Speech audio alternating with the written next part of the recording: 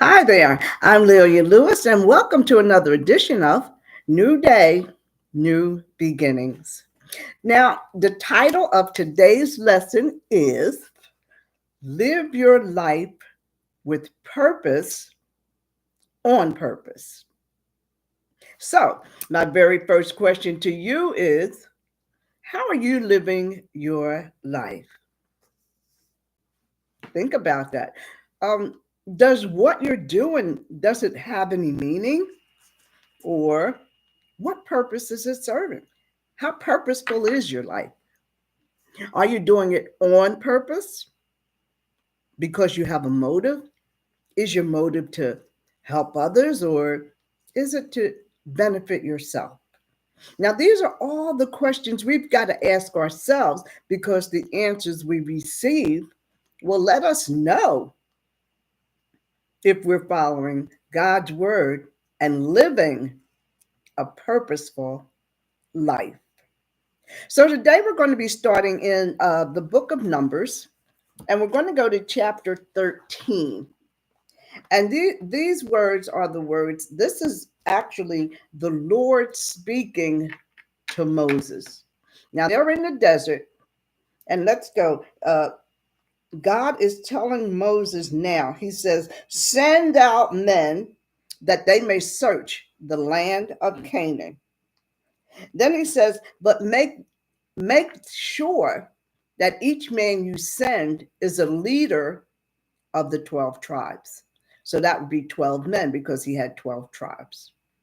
So the leaders of each tribe, that's who he selected to send into and kind of spy on, I guess you might say, the place called Canaan, because God had said, this is the land I will give you. So now, verse 4 through 16, that just tells us all the names of the different people and what what their titles were. So let's go to verse 17, and it says, "And Moses sent them to spy out the land of Canaan, and he said unto them, Go upward this way south, and then go into the mountains." Now, God also told Moses specific things for them to look for. So when you get up there, here's what they're supposed to look for. He says, see the land, verse 18, see what it is, and the people that dwell there, whether they're strong, whether they're weak, whether there's a whole lot of them, or is there few or many. They wanted to know. And what the land is that they were dwelling in, whether it is good land or bad land. And what the cities that they were in, did they dwell in tents like a city full of tents, or is it a stronghold? That means, did they build it, or are they just living in tents? And what the land is, whether it is fat or lean. And that means whether it's good for produce, their wheat and the barley and all that kind of stuff, to grow anything. And is there any wood there? Meaning trees, because you need trees for firewood. And then it says, and be of good courage and bring of the fruit of the land. Now, at that particular time, it was grape season, I'll call it, because grapes were ripe. So they went up in search of the land. So they left the desert and followed his direction until they reached a place called Hebron. Now, here lived the children of Anak. Now, let's look at verse 23. While they were there, they came to a brook. The brook was called Eshcol. And they cut down from there a branch with one cluster of grapes. But then they went on and they had pomegranates and they had figs and they had found all this good fruit.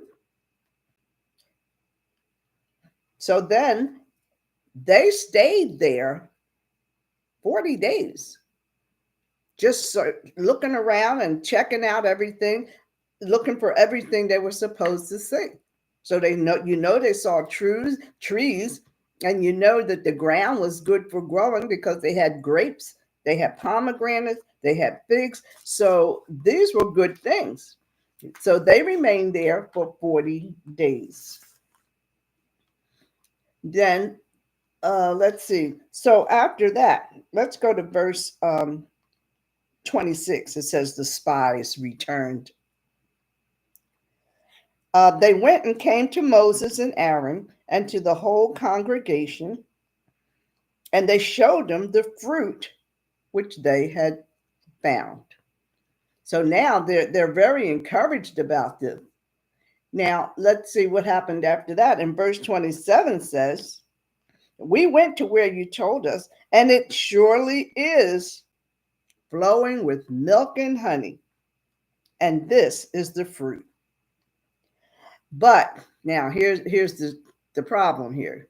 Nevertheless, all the good stuff that they brought back, and they said it was a good land, but nevertheless, the people there are strong.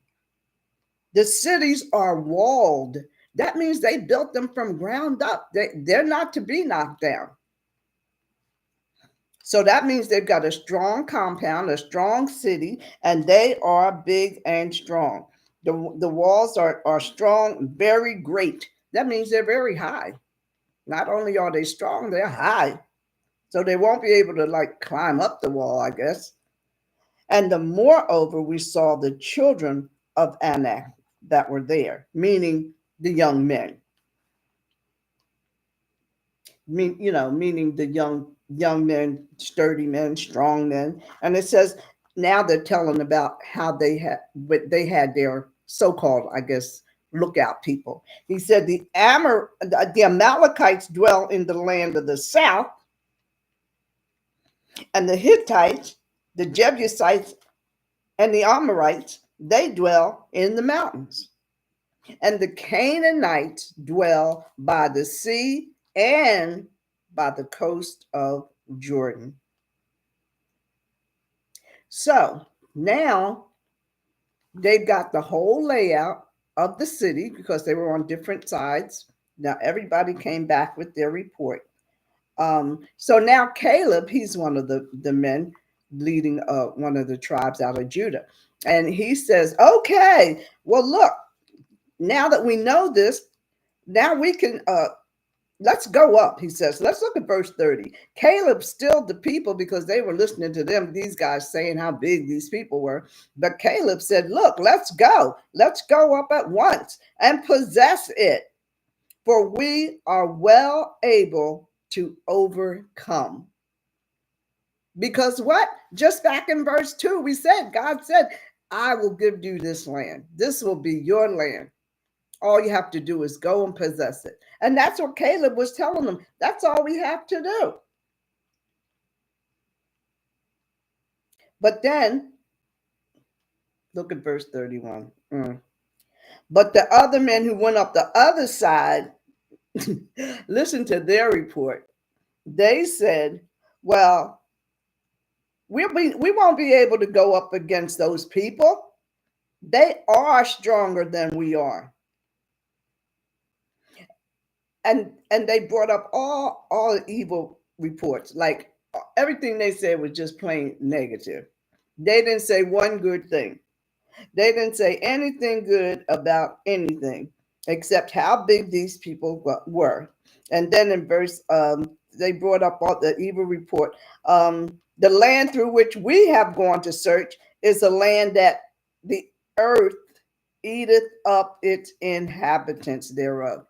So now what are they focusing on?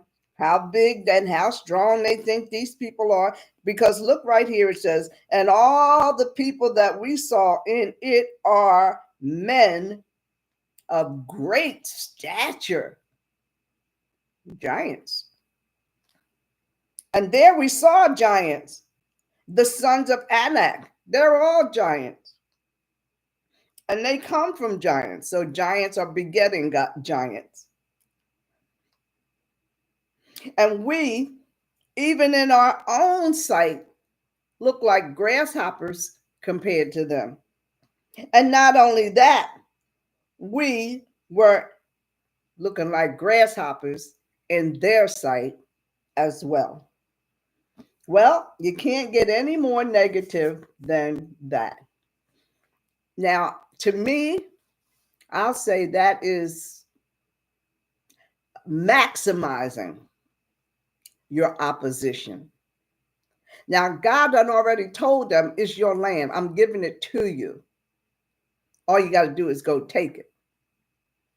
They forgot that already. Just because these guys come back and start whining and complaining about the giants, they forgot all about God's promise. They're not even paying any attention. They're so busy maximizing these guys, they're glorifying their own enemy. How many times we do that? We get stuck in a position and we be looking at all the negative stuff. We done forgot about the good part. Now they're just maximizing their opposition. Oh, okay. Let's go to the next chapter, chapter 14. Now, after they said all that, they were murmuring so badly that they were scaring the people. Everything they said put the fear into the people. Now, Caleb just 5 minutes earlier had said, "Let's go. We can get them now. We could take over." That fast, they started listening to the wrong thing. Now the people are afraid. Look at verse 14. It says, all the congregation lifted up their voice and cried, and the people wept that night. They actually cried about it. And then look, verse 2 says, and the children of Israel began murmuring against Moses and Aaron, and the whole congregation said unto them. Okay, so what does this mean? Would God rather have us die in Egypt or sit out here in the desert and be slain? Did he bring us out here to fall to the sword, that we have our families become prey? Wouldn't it be better if we just went back to Egypt? They're already are ready to give up. They're already ready to throw in the towel, go back to Egypt, and go back into slavery just to, I guess, what they feel, be safe. At least we'll be alive. And then it says,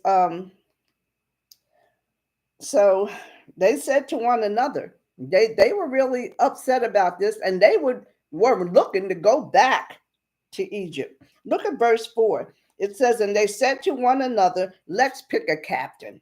A captain for what? So they can go back to Egypt.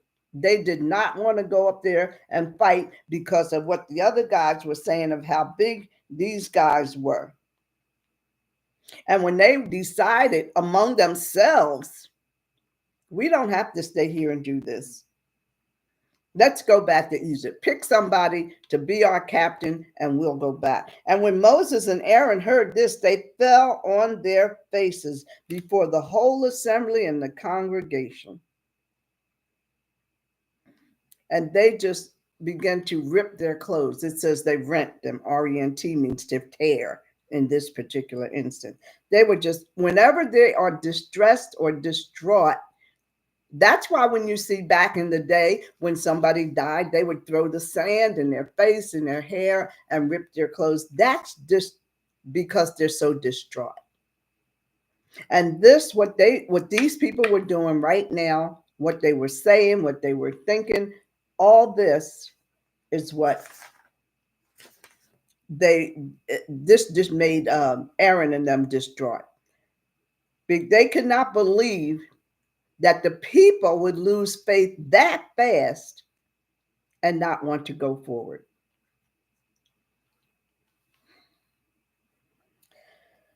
Okay, so then Caleb and Joshua and them, they spoke unto the company of the children of Israel. And they're trying to rationalize with them. And they're saying, uh, you've got to understand that the ground is good, covered is perfect.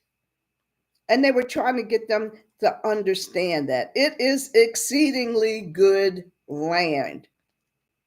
Verse 8 says, if the Lord delight in us, he will bring us into this land and give it to us. He said he would. A land which flowed with milk and honey. This is what he was talking about. I just beg you, do not rebel against the Lord. And don't fear these people. Don't fear the people of the land. They are bread for us. That means God is with us. We're gonna win. Their defense is departed from them. God will take away their strength and give us the strength we need to take over them. And the Lord is with us. Verse 9, the Lord is with us. Fear not those people. And this is what they're trying to tell them. This is what they're trying to make them understand. Verse 10 says, look at this. Verse 10 says, but all the congregation wanted to do was stone them. Still not listening. Still not listening. And the Lord said unto Moses, when he saw how these people were acting, look at this. Verse 11, the Lord said unto Moses, how long will this people provoke me? How long will it be before they believe me? All the signs which I have showed among them. And they still listen to these other people. What happened to their faith that fast? They gave up that fast, all based on what these guys had said, the other guys had said about the people. Look at this, verse 12. They're getting on God's nerves because he said, I will smite them with pestilence and disinherit them, and I will make of thee, meaning these guys, a great nation, mightier than they. And Moses said unto the Lord, Lord, I wish you wouldn't smite them.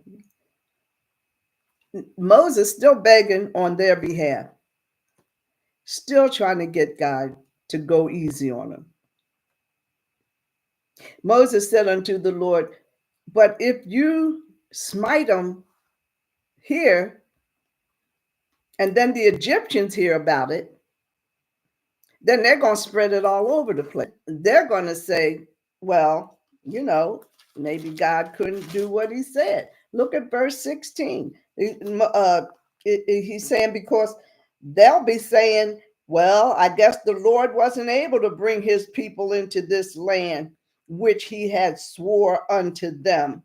Therefore, he had to kill them in the wilderness. They'll turn it all around. They'll make it look like God doesn't keep his promises.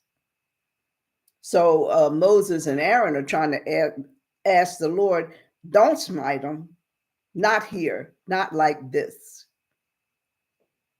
And Moses said to the Lord, let's look at verse 17. He says, now I beseech you, I beg you. That's what beseeching is. He's begging the Lord on behalf of these people. He's saying, let your power, my Lord, be great, according to how you have spoken.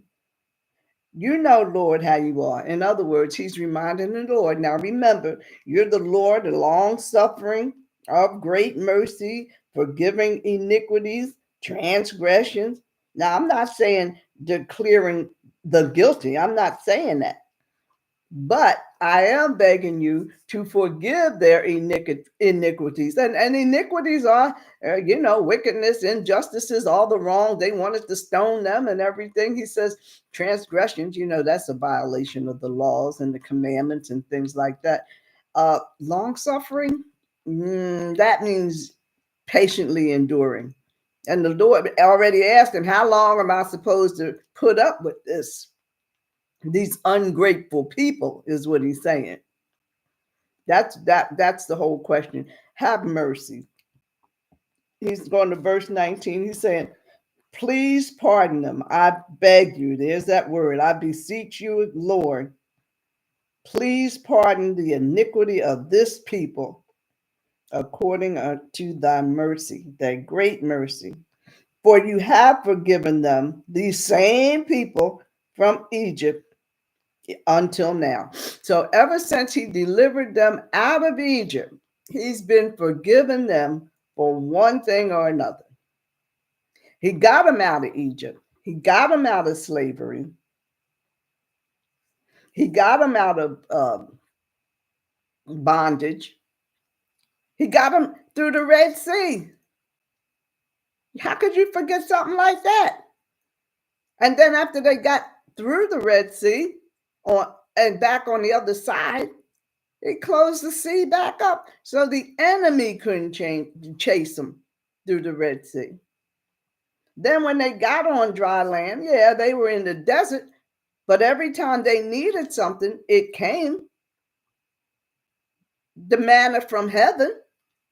They had nothing to eat, but every day God would send them manna, and that would feed thousands. The water from the rock. I mean, there were so many miracles that God was doing. The sun by night, the moon by the moon by night. I'm sorry, and the sun by day to keep them warm when the temperatures changed in the desert. I mean, what else do you want? What more could you be asking for? But of course, they were. They were never satisfied. They were never satisfied. Let's go to verse 20. And now that's after Moses had begged God to give him a break. I know you've been saving them a long time and forgiving them. Please don't slay them in the desert. And the Lord said, I have pardoned according to thy word, your request, in other words. But look at verse 21. God said, but as truly as I live, all the earth shall be filled with the glory of the Lord.